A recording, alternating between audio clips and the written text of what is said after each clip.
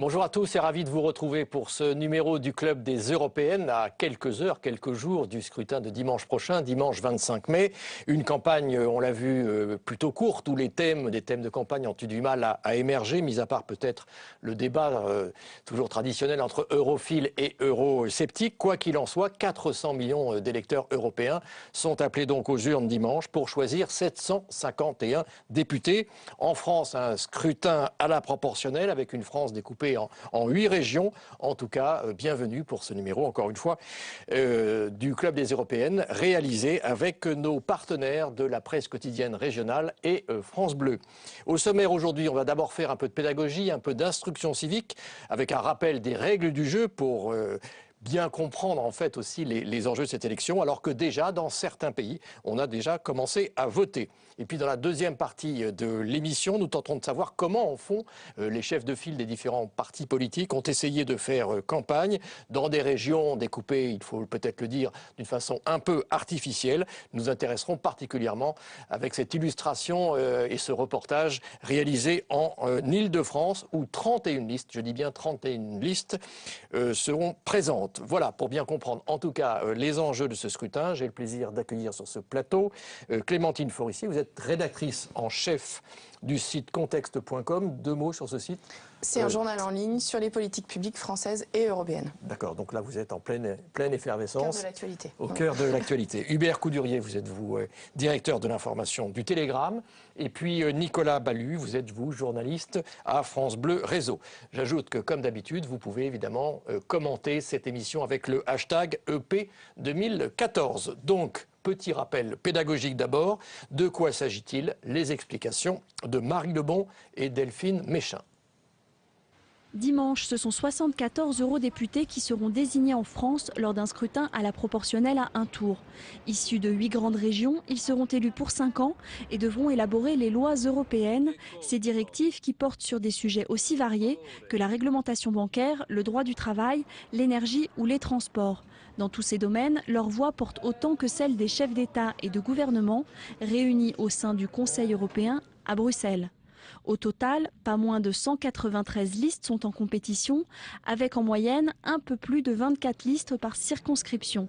Et pour la première fois, le vote blanc sera comptabilisé en tant que tel et non mélangé au vote nul, conséquence d'une loi adoptée en février dernier pour tenter de faire revenir les abstentionnistes dans les bureaux de vote. À l'échelle européenne, ce sont 390 millions d'électeurs qui se rendront aux urnes pour élire 751 eurodéputés. 96 en Allemagne, pays le plus peuplé, et seulement 6 pour son voisin, le Luxembourg. Certains pays ont d'ores et déjà commencé à voter, annonce des résultats officiels prévus le 25 mai aux alentours de 23 h, le temps d'ouvrir les urnes dans chacun des 28 pays concernés. Alors, Marie Lebon le rappelait, on a déjà commencé à voter, ce vote qui intéresse 28 pays. Est-ce que la complexité quand même de ce scrutin contribue beaucoup à la mobilisation générale de l'électorat? On va parler par exemple de la France, mais ce sera intéressant de regarder aussi dans les autres pays, Clémentine. Je crois que c'est un scrutin qui est contre-intuitif pour les Français. C'est la proportionnelle, on est habitué au fait majoritaire. Et en plus, effectivement, on va avoir un vote qui se déroule sur 4 jours. On va élire des gens, on ne sait même pas si dimanche soir il y aura des résultats clairs, c'est-à-dire qu'on va savoir en France qui a gagné, qui a perdu. Mais au Parlement européen, on ne saura pas forcément qui est majoritaire ou pas. Parce ça, on le saura quand, juste pour le rappeler. Honnêtement, c'est possible qu'on le sache mi-juin. Ah oui, pas avant. Oui, parce que c'est comme en Allemagne, il est possible qu'il y ait une coalition qui se forme, si jamais il n'y a pas un parti qui a la majorité absolue, ce qui sera le cas. Et donc, tout ça, c'est très compliqué pour les Français à comprendre, parce que c'est complètement aux antipodes de ce qu'on fait, de ce qu'on a l'habitude de vivre. Sur le terrain, Nicolas, vous avez l'impression que c'est, encore une fois, que à la fois, il y a un côté un peu lointain, les enjeux ne sont pas forcément dans le quotidien des gens, et en même temps, il y a cette complexité-là. C'est ce que vous ressentez? Ah oui, complètement. On a fait de nombreux débats avec des intervenants qui étaient des auditeurs. Deux exemples, je pense à deux auditrices, l'une qui disait, écoutez, l'Europe c'est très bien mais c'est très loin, je ne sais pas comment ça fonctionne moi les élections. Pourquoi mon maire il vote pas pour moi? Pourquoi c'est pas mon conseiller général? C'est-à-dire qu'elle était prête à se dessaisir de son droit de vote pour les européennes. Et puis il y avait cette autre personne qui disait, voilà, les européennes, je vais voter, je vote à toutes les élections, je suis une vraie citoyenne, je n'ai vu aucun tract, je n'ai pour le moment rien dans ma boîte aux lettres. Voilà, comment est-ce que je vais me décider alors qu'il y a à peu près en moyenne 20 listes par Hubert circonscription. Coudurier, vous représentez ici la région Grand Ouest. Au fond, ce découpage en 8 régions en France, est-ce que les gens s'y retrouvent? Non, mais pardon, ce qui compte, c'est que on essaie de leur parler concrètement des avantages que ça apporte. Je voyais les titres de mes confrères de la presse régionale. Nous aussi, nous avons essayé de montrer que malgré la réforme de la PAC, l'Ouest va toucher plus de subventions européennes pour la période à partir de 2014 que par le passé, parce que l'agriculture a fait des efforts. Est-ce que les agriculteurs bretons s'en rendent compte? Non, on le leur dit. Ouais. Ils ont fait des efforts de verdissement, des efforts écologiques qui sont payants et qui se traduisent par des subventions. Alors, on a eu un passage de Martin Schulz qui est venu visiter ces abattoirs en difficulté qui ont émaillé l'actualité de l'hiver. Je pense que ça, c'est concret. Au-delà de la circonscription et du fait que les candidats ne sont pas forcément identifiables, nous avons des figures comme Alain Cadec, député UMP, proche des problèmes de la pêche, sénateur Jean Arthuis, etc., qui sont un peu plus connus que les autres. Et il faut dire quand même concrètement ce qu'est l'Europe. Voilà ce qui, en tout cas, a été notre petit travail pédagogique. Vous aussi, vous faites de la pédagogie. Justement, on va continuer à en faire un petit peu. Clémentine, juste en quelques... Est-ce qu'on peut rappeler tout simplement à nos téléspectateurs à quoi sert un député européen, ses pouvoirs aujourd'hui?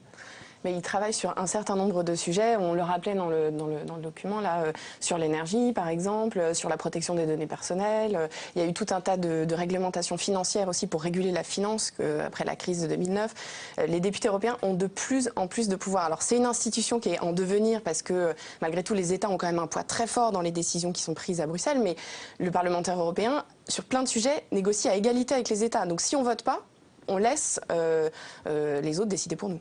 Oui. Est-ce que vous avez l'impression que les électeurs ont pris conscience de ce grand pouvoir de l'Europe ou ça leur échappe, Nicolas? Non, c'est vrai que le Parlement européen est parfois dans un rapport de force avec les États, avec la Commission. Comment l'expliquer ça? Le Parlement ici en France a des pouvoirs qui ne changent pas. Le Parlement européen, lui, c'est une construction perpétuelle. Ouais. Alors, il y a eu ce fameux débat du 15 mai, d'ailleurs, que les chaînes parlementaires ont diffusé. Est-ce que, au fond, parce que là, on a entendu des versions un peu différentes, est-ce que vraiment du scrutin de dimanche prochain va forcément découler obligatoirement, je dirais d'une façon très visible et lisible, le futur président de la Commission européenne, Hubert? C'est une question assez technique. Elle est un peu technique, elle est politique et technique. Hein, Moi, vrai. je crois que ce qui va en découler, c'est la marginalisation de la France, qui va se trouver au rang de l'Espagne ou de la Pologne en termes d'influence européenne. La France qui va quand même élire 74 députés. Oui, mais Nicolas Sarkozy a rappelé l'importance du lien franco-allemand dans sa tribune au Point. Dans le Point. Et puis, il a parlé de choses concrètes. Il propose un Schengen 2, parce que c'est vrai que l'Europe, si on veut bien en parler sans tomber dans l'euroscepticisme, il faut dire aussi ce qui ne marche pas. Donc la libre circulation, c'est un problème aujourd'hui. Le traité transatlantique, il n'a pas été expliqué, personne n'y a rien compris et tout le monde y a vu. Oui, ce thème est apparu tout de suite. Là. Au libre-échange, au laisser-faire anglo-saxon qui, effectivement, nous coûte cher à nos industries. Clémentine, cet enjeu-là pour la présidence de la Commission européenne, parce qu'on a tout entendu, tout lu, est-ce que vraiment il y a une conséquence directe à partir des résultats de dimanche prochain? Alors, je pense qu'il y en a de plus en plus. C'est-à-dire que le poids médiatique et politique des débats qu'on a pu voir à la télévision, du Parlement européen, qui est d'accord sur une seule chose, c'est qu'ils ne veulent pas se faire imposer un candidat par les États. Donc, au début de la campagne, vous aurez dit que les États vont décider ce qu'ils veulent. Aujourd'hui, j'en suis moins sûre. C'est-à-dire que je pense que vraiment, le vote peut avoir une influence. Vous voulez dire qu'on n'ira pas chercher un candidat autre que ceux qui se sont... Je pense que ça sera plus difficile. Je pense que ça sera beaucoup plus difficile qu'il y a un mois. C'est une vraie nouveauté, ça. Ça, c'est une vraie nouveauté. Et il faut que les électeurs en aient conscience. Je voulais juste dire une chose sur le Parlement français par rapport au Parlement européen. Le Parlement européen, paradoxalement, les parlementaires ont plus de pouvoir que les parlementaires français, à mon avis. C'est-à-dire que les parlementaires français, globalement, ils votent quand même dans le sens de ce que le gouvernement qui a la majorité et décident. Les parlementaires européens, ils ont un vrai pouvoir d'influence et il n'y a pas forcément une dynamique qui est Oui, il y a comparable. souvent des majorités d'idées qui ne recoupent pas les frontières traditionnelles des partis qu'on connaît en France. Exactement. Et ça, c'est très compliqué à comprendre pour les Français parce que voilà, notre système ne fonctionne pas du tout comme ça. Bien. Alors, compte tenu de ce contexte, on se demande un petit peu quelle forme a pris la campagne. Il reste d'ailleurs encore un petit peu de temps. Est-ce qu'il est facile d'intéresser les électeurs? Comment s'y prennent les candidats? On va regarder cette illustration dans la région Île-de-France avec ce reportage signé Sandra Cerquera et Lélia Tchou. Être candidat en Île-de-France, c'est se trouver chaque jour dans un endroit différent et tenter de convaincre des millions d'électeurs. Un petit tract sur l'Europe, monsieur? Parce que dans les états-majors de campagne, on ne sent guère d'enthousiasme pour les européennes. Il n'y a pas de peuple européen. Demandez autour de vous, par exemple, que des gens vous disent combien y a-t-il de pays dans l'Union européenne. Vous trouverez déjà pas beaucoup de gens qui vous donneront la bonne réponse. 28 États. Un scrutin boudé et incompris. Comment faire campagne sur l'Europe quand son fonctionnement est si peu connu? L'UMP admet nationaliser les enjeux. On a besoin, en tout cas, à travers cette élection du 25 mai, eh bien, de redonner un signal de sanction aussi de cette politique menée par François Hollande. On a besoin aussi plus d'Europe pour le bien de la France, de son évolution. Et les gens en sont convaincus. Le Front National, lui, dit vouloir faire la pédagogie qui ferait défaut dans les autres partis.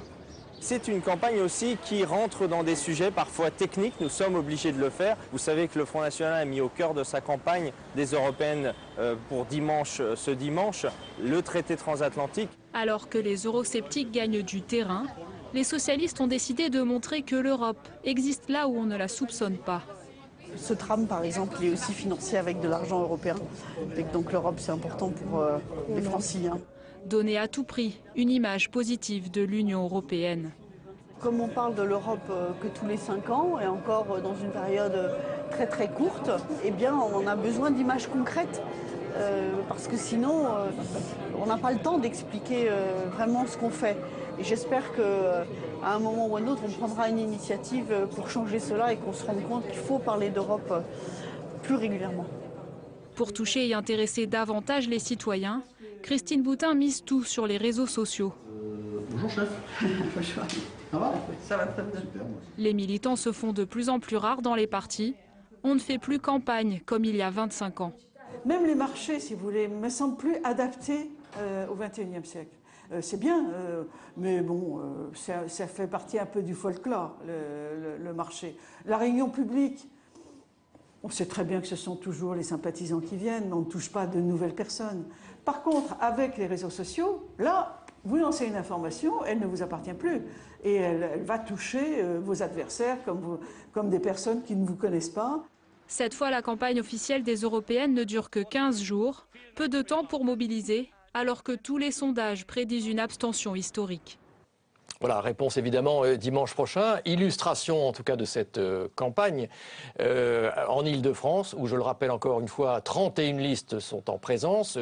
Et vous voyez d'ailleurs apparaître les 6 chefs de file des partis, on va dire entre guillemets les plus connus, ou en tout cas les partis dits de gouvernement. Et puis vous allez découvrir sur cet écran évidemment les 31 listes qui s'affrontent donc dimanche prochain pour ce scrutin du 25 mai. Alors, on le voit un peu, les candidats, ils ont un peu de mal à faire campagne. On ne sait pas très bien, au fond, sur quoi font-ils campagne. D'abord, peut-être avec vous, Clémentine. Moi, ce que j'ai remarqué, c'est qu'ils doivent combattre l'indifférence, les candidats. Ce que nous racontaient des députés européens, c'est que soit les gens ne veulent même pas aller voter aux élections et donc passent leur chemin, soit ils leur disent moi je vais voter Front National, et puis alors avec une vision complètement décomplexée par rapport à 2009. Donc après, il faut passer ce cap-là, et c'est très difficile effectivement d'expliquer en 3 minutes le rôle du Parlement européen et pourquoi il faut aller voter. Hubert Coudurier, alors chez vous, alors vous parliez tout à l'heure de la PAC, mais les différents candidats, c'était un exemple, ils parlent de quoi dans cette campagne et comment font-ils campagne dans une très grande région? C'est pas simple aussi, les déplacements, etc., dans une campagne courte. Bon, d'abord, il y a une mauvaise humeur nationale qui est liée à l'anémie de la croissance française, de l'économie française, qui vit la crise avec un effet retard par rapport aux autres pays européens, parmi lesquels il y a une esquisse de reprise. Et donc ça a forcément tendance à renationaliser le scrutin et donc à faire un vote, sanction, à nouveau du PS, voire de l'UMP qui serait dépassé par le Front National. C'est difficile de poser des enjeux qui soient des enjeux qui expliquent effectivement que le Parlement européen prend une importance accrue, que la législation européenne aujourd'hui est, je dirais, quasiment de l'ordre de 70% des lois votées. Alors je dis peut-être une erreur là. Oui, c'est un chiffre qui est plus vrai, mais c'est difficile de l'évaluer. C'est plus que les gens l'imaginent, en tout cas que les électeurs le savent. C'est beaucoup plus que ce que les gens imaginent, mais le 70% il date de 1992. Donc c'est... mais on n'a pas de chiffre précis, mais c'est une grande proportion. Il y a aussi un enjeu sur la manière dont fonctionne l'Europe. On voit bien qu'on ne peut plus fonctionner à 28 sur une base égalitaire. Donc sans revenir à une Europe à 6, comme le préconise de façon un peu passéiste Laurent Wauquiez, il faut des cercles, peut-être un noyau dur. Enfin, vous savez, une proposition de Wolfgang Schäuble à la France, que la France n'a pas relevée en son temps. Mais Sarkozy, pour revenir à lui là, dans sa tribune, propose effectivement des cercles concentriques pour améliorer l'organisation du fonctionnement de l'Europe. Mais effectivement, on a le nez rivé sur la France sans comprendre que le pouvoir s'est déplacé, que nos hommes politiques sont à la fois prisonniers des marchés financiers et d'une mécanique européenne qui les dépasse et dont ils pensent qu'elle ne les a pas. Voire mondiale. Voilà, et qu'une mécanique qui ne les a pas protégés, selon eux, de la mondialisation. Sauf que si ça n'existait pas, ça aurait été pire. Nicolas Ballu, d'après vos correspondants, ils sont nombreux dans toute la France. Quels sont les échos que vous avez de cette campagne? Comment se débrouillent les candidats sur le terrain et de quoi parlent-ils? Et comment font-ils campagne?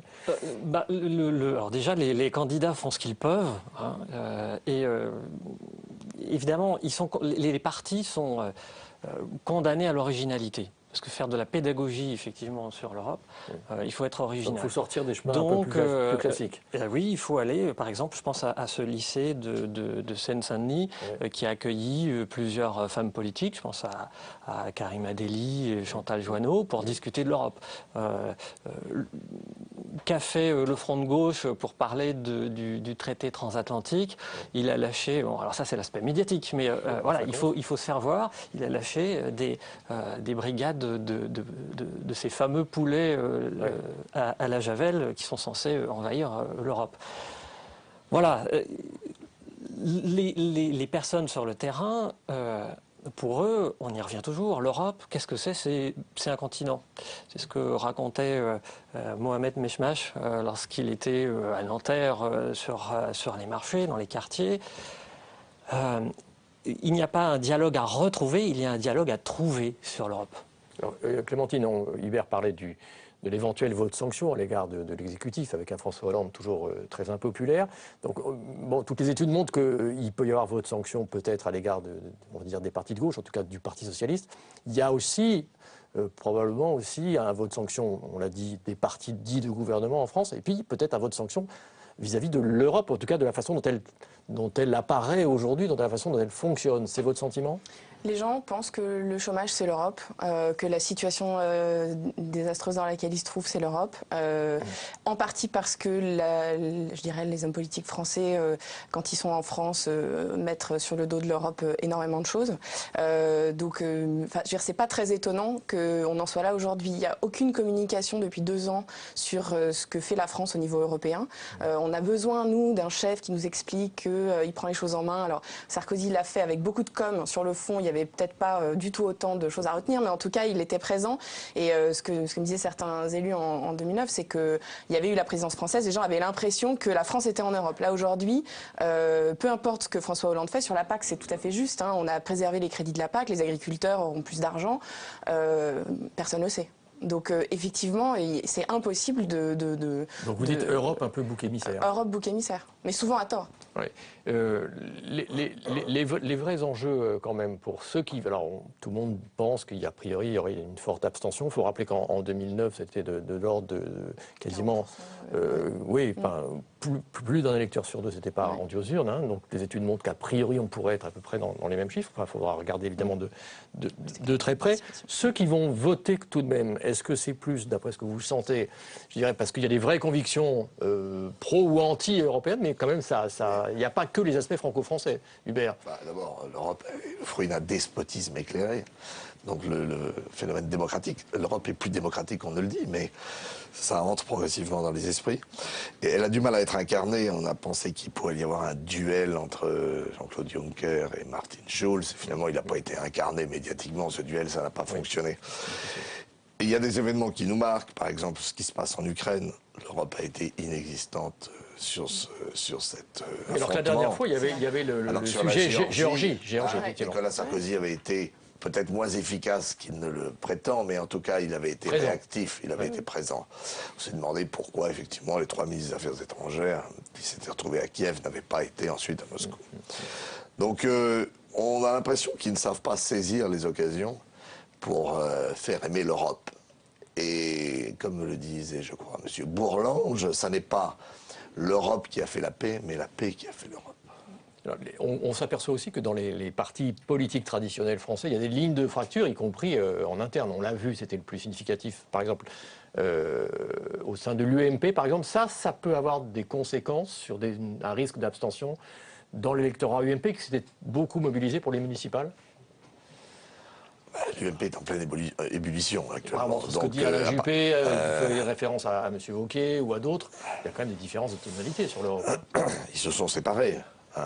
Et effectivement, la tribune de Sarkozy vise aussi à montrer qu'il y a un leadership à droite et une vision de l'Europe qui semble même manquer à François Hollande, parce que sa tribune au Monde était quand même un peu insipide. Et il n'a pas parlé lors de son intervention à BFM de l'Europe. Donc il y a un manque au sommet actuellement de charisme et de vision et de leadership. Et ça décourage les électorats. Par exemple, l'électorat UMP qui s'était mobilisé encore une fois au municipal, ils peuvent se dire après tout à quoi bon. C'est pour ça que Sarkozy réintervient, c'est qu'il a pesé le pour et le contre du risque d'intervenir et de ne pas avoir le même effet qu'après sa tribune au Figaro sur la Stasi, qui a été suivie d'un succès au municipal. Là, c'est pas le même cas de figure, mais il a considéré que dans le vide actuel conceptuel à l'UMP, il fallait qu'il occupe le terrain. Nicolas Ballu, qu'est-ce qu'il faudra regarder de très près dimanche soir? Alors, il y a des questions classiques qui reviennent à chaque fois, c'est effectivement le niveau de l'abstention. Il y a le match au sommet Front National UMP, a priori. Enfin, ce sont les électeurs qui auront le dernier mot, bien entendu. Il y aura d'autres questions? Oui, plusieurs choses. Le score du PS, il est important pour le PS, il est surtout important pour l'exécutif. François Hollande et surtout Manuel Valls, qui est à la fois Premier ministre, mais qui essaie de montrer qu'il est le chef de la majorité. Oui, il faut rappeler que Manuel Valls, quand même, fait campagne. Il était à Barcelone. Il était à Barcelone, il était à Ivry. Voilà. Et il peut y avoir un effet un peu Manuel Valls, Hubert, dans cette campagne, avec un PS quand même en difficulté et un président de la République impopulaire. Espérons-le. Dans l'aspect mobilisation. L'un des hauts hiérarques du Parti Socialiste nous disait il y a une quinzaine de jours, on va faire 12%, ça va être cataclysmique. C'est pas ce que montrent les sondages, même s'il faut rester prudent. Les sondages montrent que c'est plutôt 13-14, c'est peut-être aussi une manière de dire, voyez, ça a été moins pire que prévu. Ouais. Enfin, si c'est 14%, ça sera pas mieux que Rocard. En quelle année, je ne sais plus. Ça, c'était l'avant-dernière. Ouais. Clémentine, simplement, quelle Europe on risque d'avoir dimanche soir? Vous dites qu'il faudra attendre un peu au mois de juin, mais quand même, est-ce que un phénomène, par exemple, Front National en France, est-ce qu'il y a des comparaisons possibles à faire dans d'autres pays? Est-ce que cette vague, on va dire, un peu populiste, c'est un mot un peu facile, mais quand même, est-ce qu'on va le retrouver, on peut le retrouver dans d'autres pays voisins? Il faudra regarder ce qui se passe au Royaume-Uni, où Nigel Farage et UKIP sont dans les sondages aussi au premier rang. Il faudra aussi regarder, et dès ce soir, c'est ça qui est intéressant, c'est qu'il y a une innovation, c'est que les Pays-Bas votent aujourd'hui, et il y aura des résultats, contrairement à ce que prévoit le droit européen, il y a des résultats ce soir aux Pays-Bas. Qui sont publics, c'est illégal, c'est pas officiel, mais il y en aura, et les médias vont les relayer, et le gouvernement a dit qu'il ne s'opposerait pas à ça, donc la Commission européenne était un peu embêtée. Et il faudra voir donc, ce que Geert Wilders fait aux Pays-Bas aussi, et si les scores sont très bons, si jamais ils arrivent tous ensemble à constituer un groupe, en tout cas Geert Wilders et le FN. Les propos de Jean-Marie Le Pen hier sur le Ebola ont été assez catastrophiques a priori. il a expliqué que l'immigration pourrait être résolue en France si jamais il y avait le virus qui se propageait en 3 mois, je crois, quelque chose comme ça. Et il y a eu des articles dans toute la presse européenne, et notamment au Royaume-Uni. Nigel Farage a dit ça confirme qu'on fera jamais d'alliance avec le FN. Donc il faudra regarder un peu dans ces pays-là aussi ce qui se passe. Et de l'autre côté, on voit par exemple qu'il y a un exemple intéressant. En Grèce, on voit que la gauche radicale semble en tout cas un peu avoir une dynamique. C'est pas le cas tellement, par exemple, du Front de gauche et du Parti communiste et de Jean-Luc Mélenchon. Comment on pourrait explier ça? Que s'il y a une déception... La situation économique n'est pas la même. La Grèce a vécu un tsunami économique. Il y a quand même 50% de la population qui est au chômage. Ils ont perdu 20% de leur pouvoir d'achat. Enfin, ça a été terrible. La France découvre la crise depuis 1 an. Oui. Et ce phénomène en Grèce, là, quand même, vous êtes d'accord avec Hubert là-dessus, sur cette dynamique de la gauche radicale? Ouais, il n'y a pas d'autre comparaison, apparemment, en Europe. Alors, ils pourront avoir un rôle plus important qu'on ne le dit au Parlement européen. C'est-à-dire que c'est vrai qu'on parle plus de l'extrême droite, mais que la gauche européenne risque de monter plus que ce qu'on imaginait. Ouais. Nicolas Ballu, alors on se souvient qu'en 2009, la grande surprise, quand même, le phénomène, c'était quand même des Verts à 16%, pareil. Et avec un coude à coude avec le PS à l'époque, on s'en souvient. Là, on peut voter écolo pour cette campagne, au fond. Vous avez l'impression que les gens peuvent... Les gens peuvent voter écolo, mais les écolos n'arriveront pas à leur score de 2009. Ça, c'est déjà à peu près acquis. L'idée d'avoir à peu près, enfin, au moins plus de les écologistes 10%, qui s'assument très européens. Il faut quand même le rappeler. Oui, ils sont très européens. Seulement, justement, on parlait de la gauche radicale. Il se trouve qu'au niveau européen, les écologistes risquent de perdre leur statut de deuxième force de gauche au profit de la gauche radicale. Oui, donc ça peut être un phénomène qu'il faudra évidemment bien regarder. J'en reviens un tout petit peu en France, Hubert Coudier. On n'a pas parlé des centristes. L'objectif, c'est quoi? Un score à 2 chiffres? Totalement inaudible. Cette campagne. Avec des sondages quand même qui les mettent 9, 10 peut-être. Enfin, ils sont pas... c'est vrai que le projet européen les a dépassés. C'est eux qui sont à l'origine, les pères fondateurs, etc. Et aujourd'hui... Et ça tient à quoi? C'est un manque d'un chef de file, vous parlez tout à l'heure de... Ils ne portent pas le message. Oui. Donc l'absence de Jean-Louis Bourlousse, c'est quelque chose qui compte peut-être dans cette campagne. Sans doute. La présidence intérimaire d'Yves Gégaud, ça ne contribue pas à... Et puis, il y a un manque d'enthousiasme, et puis un manque de nouveauté aussi pour trouver des nouveaux messages, pour essayer d'incarner. Ouais. Alors Clémentine, on voit bien que cette campagne a eu un peu du mal à prospérer, mais avec quand même beaucoup de listes, un petit peu partout en France. On rappelait tout à l'heure en Ile-de-France 31 listes, la moyenne c'est 25 listes, quelles que soient les régions françaises. Dans les autres pays européens, il y a autant de candidats et de listes. Il y a en tout cas ce type de scrutin avec les grandes régions, etc. Existe ailleurs aussi. En Italie, par exemple, c'est le pays où il y a un nombre de listes incalculable. Donc ce phénomène se rencontre aussi ailleurs. Ouais. Ouais, on le voit un peu partout. Cette dispersion, on peut se dire peut-être que c'est bien pour la démocratie ou au fond ça pose un problème aux partis traditionnels. Où est-ce que c'est ça? Bon. Je sais pas, il y a peut-être beaucoup de gens qui veulent voter pour le parti de l'espéranto.